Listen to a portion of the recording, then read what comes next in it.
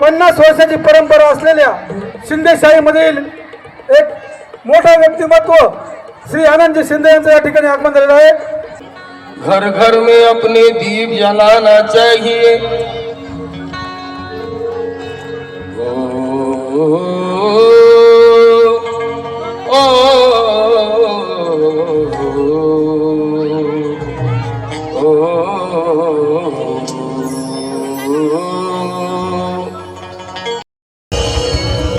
रत्नाचे 14वा